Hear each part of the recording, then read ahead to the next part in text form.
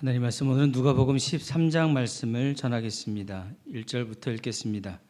그때 마침 두어 사람이 와서 빌라도가 어떤 갈릴리 사람들의 피를 저희의 제물에 섞은 일로 예수께 고하니 대답하여 가라사대 너희는 이 갈릴리 사람들이 이같이 해 받음으로써 모든 갈릴리 사람보다 죄가 더 있는 줄 아느냐. 너희에게 이르노니 아니라 너희도 만일 회개치 아니하면 다 이와 같이 망하리라. 또 실로암에서 망대가 무너져 치어 죽은 18사람이 예루살렘에 간 모든 사람보다 죄가 더 있는 줄 아느냐. 너희에게 이르노니 아니라 너희도 만일 회개치 아니하면 다 이와 같이 망하리라. 아멘. 하나님의 은총이 함께 하시기 바랍니다. 모두 알고 계시겠지만 지난 목요일이 9.11 테러가 발생한 지 24년째가 되는 날이었습니다. 뉴욕의 상징과도 같았던 세계무역센터 쌍둥이 빌딩에 비행기가 충돌하는 장면을 여러분도 보셨을 것이라 생각합니다. 영화에서나 볼 법한 일들을 실제로 보게 되었을 때의 충격을 지금도 잊을 수가 없습니다. 그날 수천 명이 순식간에 목숨을 잃었고 온 세계가 큰 충격에 빠졌습니다. 그때 사람들은 질문했지요. 하나님은 어디 계시는가? 정말 하나님께서 살아계시다면 어떻게 이런 일이 일어날 수 있는가? 그 희생자들은 무슨 큰 죄를 지었기에 저렇게 잔혹한 죽음을 맞이해야 했는가 하고 말입니다. 근데 이 질문이 2000년 전에 예수님을 찾아온 사람들에게도 동일하게 있었다는 것을 알 수가 있습니다. 먼저 오늘 본문을 이해하기 위해서 당시 큰 이슈가 되었던 두 가지 사건이 있었음을 우리가 알 수가 있습니다. 그 두 사건 중에 하나는 빌라도가 갈릴리 사람들을 학살한 사건이고 또 하나는 실로암 망대가 무너진 사건이었습니다. 이때 사람들이 어떤 질문을 했는지에 대해서 말씀에 나오지 않지만 예수님의 대답을 통해 유추해 볼 수는 있습니다. 즉 그들의 질문은 저들이 무슨 큰 죄를 지었길래 그런 재앙을 당한 것입니까? 였고 그들의 질문에 대한 예수님의 답변은 3절과 5절에 동일한 표현으로 말씀하고 있습니다. 똑같은 답변을 하셨으니 3절로 확인해 보겠습니다. 같이 읽어볼까요? 너희에게 이르노니 아니라 너희도 만일 회개치 아니하면 다 이와 같이 망하리라. 아멘.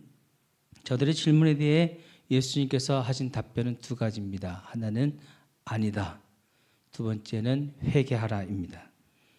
저렇게 죽은 사람들은 죄가 더 많아서 비참한 처우를 맞이한 것이냐라는 질문에 대해서 아니라고 대답하신 것이고 그런 질문을 하는 사람들의 교만한 마음과 잘못된 생각에 대해서는 회개하라고 말씀하신 것입니다.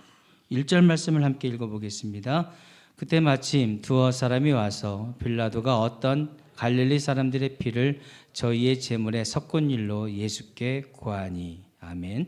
방금 말씀드렸던 두 개의 사건 중에 빌라도가 갈릴리 사람들의 피를 흘리게 한 일에 대해서 사람들이 와서 주님께 전하고 있는 겁니다. 사실 우리가 아는 것보다 빌라도는 훨씬 잔혹하고 못된 폭군이었습니다. 그는 예루살렘 성전에서 제사 드리던 갈릴리 사람들을 학살하고 그들의 피를 그들이 드리던 제물에 섞어서 바치게 내버려 뒀습니다. 그런데 사람들은 그 사건을 이야기하면서 빌라도의 폭정과 그 부당함에 대해서 질문을 한 것이 아니라 당시 억울하게 죽은 사람들에 대해서 궁금해하고 있습니다. 혹시 그들의 죄가 많아서 그런 일을 당한 것입니까? 하고 말입니다. 사실 이 질문 속에는 자신들은 안 죽었으니 적어도 저들보단 더 나은 사람들 아니냐라고 하는 교만함이 그 속에 들어 있었습니다. 그리고 그러한 생각은 당시 대부분의 사람들에게 있었던 생각입니다. 이에 대해 주님의 대답은 단호하십니다. 아니라. 주님의 이 말씀은 저들의 불행당함이 곧 저들에게 더 큰 죄가 있었기 때문이 아니라는 것을 분명하게 말씀하시고 있습니다. 그리고 또 하나는 지금 살아있는 너희들이 죽은 저들보다 결코 더 나은 사람들이 아니다라는 것도 확인하시고 있습니다. 사실 이러한 유의 질문과 교만은 오늘 우리들에게도 있지요. 누군가가 어려움을 당하고 병을 병에 걸리고 일이 잘 안 풀리는 것을 보면 무슨 잘못을 저질렀는지도 몰라 라고 하는 생각이 있는 것입니다. 그러면서 한편으로는 나는 괜찮아, 나는 멀쩡해, 나는 안전해, 내 신앙이 저 사람보다 더 좋은가 봐 라고 하는 잘못된 생각도 하게 되는 것입니다. 이에 대해 주님께서는 분명히 아니라고 말씀을 하시면서 그러한 우리의 생각이 잘못되었음을 지적하시고 있는 겁니다. 그래서 2절에 나옵니다. 읽어볼까요? 대답하여 가라사대 너희는 이 갈릴리 사람들이 이같이 해 받음으로써 모든 갈릴리 사람보다 죄가 더 있는 줄 아느냐. 주님께서 이런 사람들의 잘못된 시선과 생각을 바로잡고 싶으셨던 것입니다. 그래서 분명히 아니라고 말씀하신 내용에 대해 이렇게 확인을 시켜 주시면서 아울러 당시 이슈가 되고 있었던 실로암 망대 사건에 대해서 언급을 하십니다. 그 내용 4절에 나오죠. 읽어볼까요? 또 실로암에서 망대가 무너져 치어 죽은 18사람이 예루살렘에 거한 모든 사람보다 죄가 더 있는 줄 아느냐. 예루살렘의 실로암 연못 근처에 있었던 망대가 무너져서 자그마치 18사람이 죽임을 당했다고 합니다. 이때에도 사람들은 앞의 사건과 같은 생각을 했다는 겁니다. 저들이 다른 사람들보다 죄가 더 많아서 더 큰 죄를 지어서 하나님께 징계받고 저주받은 것은 아닌가. 그러면서 나는 안 죽었다. 나는 저 사람들보다 괜찮은가 보다. 하나님께 그렇게 인정받는 존재인가 보다 라고 하는 생각을 했던 것이고 주님께서는 이에 대해 강력한 응답을 하시는 것이 또한 5절 말씀입니다. 같이 보실까요? 너희에게 이르노니 아니라 너희도 만일 회개치 아니하면 다 이와 같이 망하리라. 재난이나 사건과 사고로 인한 피해자들에 대해 죄에 대한 형벌을 받은 것이라고 생각하지 말라는 겁니다. 대신 이러한 일을 만나게 되었을 때 취해야 될 자세와 태도에 대해서 말씀을 하시는데 그것은 바로 회개하라입니다. 이것은 우리가 삶 가운데서 만나게 되는 재난이나 사건 사고를 통해 주시는 하나님의 메시지가 있다는 뜻인데 그것은 바로 하나님의 경고인 것입니다. 지금 주님께서 말씀하시고 계시는 회개하라는 말은 죄에 대해 뉘우치고 하나님께로 돌아오라는 뜻입니다. 이는 재난과 각종 사건을 통해 남겨진 우리들, 살아있는 우리들에게 경종을 울리시는 하나님의 뜻입니다. 그것은 앞으로 나에게도 심판과 죽음이 있을 것을 기억하게 하시는 내용입니다. 그래서 2001년 9월 11일에 있었던 그 9.11 테러 사건은 미국에서 일어난 미국 사람들에게만 해당된 사건이 아닌 겁니다. 그것은 전 인류를 향한 하나님의 경고이자 세계 최강국으로서의 자부심과 교만을 가지고 있었던 미국에 대한 하나님의 경고의 메시지이기도 했던 것입니다. 마찬가지로 한 사람의 인생 또한 찰나의 순간에 무너질 수 있음을 우리들은 꼭 기억해야 되겠습니다. 우리들에게 내일이 있다고 어떻게 자신할 수 있겠습니까? 오늘 드리는 이 예배 그리고 다음 주일에 우리 다시 만날 수 있을 것이라고 누가 확언할 수 있겠느냐는 것입니다. 건불 10년 화무 11홍이란 말이 있습니다.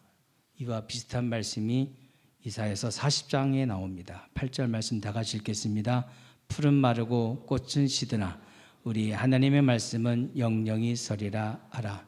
아멘. 물론 이 말씀은 하나님과 하나님의 말씀의 영원하심에 대한 내용이지만 반면에 풀은 마르고 꽃은 시드는 것처럼 우리 인생도 언젠가는 사그러질 것이고 시들 것이고 없어질 것임을 말씀해 주시는 것입니다. 히브리서 12장 28절부터의 말씀을 보시면 더 무서운 말씀이 나옵니다. 같이 읽어보시죠. 그러므로 우리가 진동치 못할 나라를 받았은즉 은혜를 받자 이로 말미암아 경건함과 두려움으로 하나님을 기쁘시게 섬길지니 우리 하나님은 소멸하는 불이심이니라. 아멘. 28절에 나오는 진동치 못할 나라라는 말은 흔들리지 않고 요동하지 않은 견고한 나라를 의미합니다. 어떤 곳에도 영향을 받지 않는다는 뜻이죠. 세상에 강력한 어떤 나라도 결국에는 역사의 뒤엉길로 사라졌다는 것을 우리들은 잘 알고 있습니다. 심지어 세상을 호령했던 제국도 군주도 다 사라졌습니다.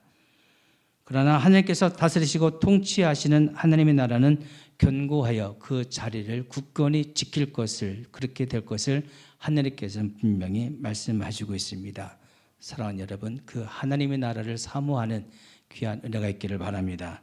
근데 방금 보신 히브리서 말씀 29절에 아주 의미심장한 표현이 나오는데, 그것은 우리 하나님이 소멸하시는 불이라고 표현하고 있습니다.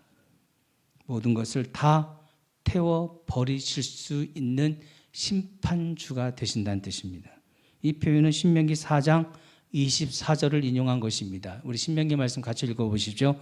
내 하나님 여호와는 소멸하는 불이시요 질투하는 하나님이시니라. 아멘. 신명기 말씀은 사실 우상 숭배와 관련된 말씀이었습니다.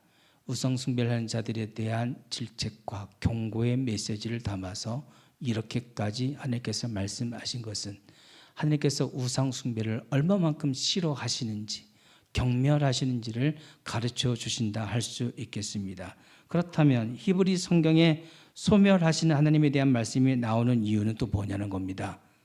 다시 히브리서 12장 말씀으로 가서 우리가 놓친 것이 무엇이든지 확인해 보겠습니다. 그 아랫줄에 보시면 경건함과 두려움으로 하나님을 기쁘시게 섬길지니라고 하는 부분이 나옵니다.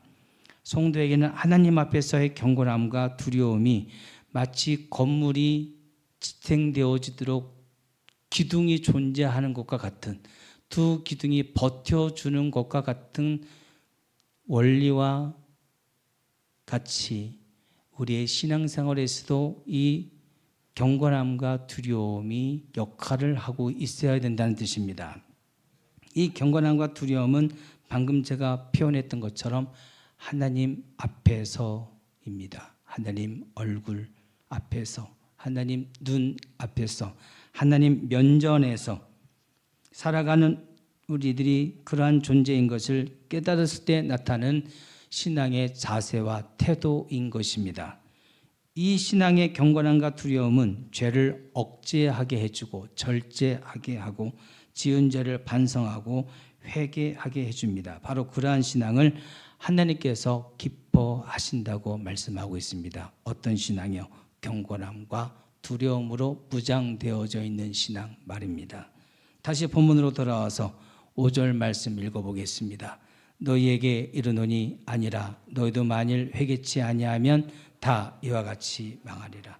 여러분, 이 말씀은 망하는 데에 강조점을 둔 것이 아닙니다.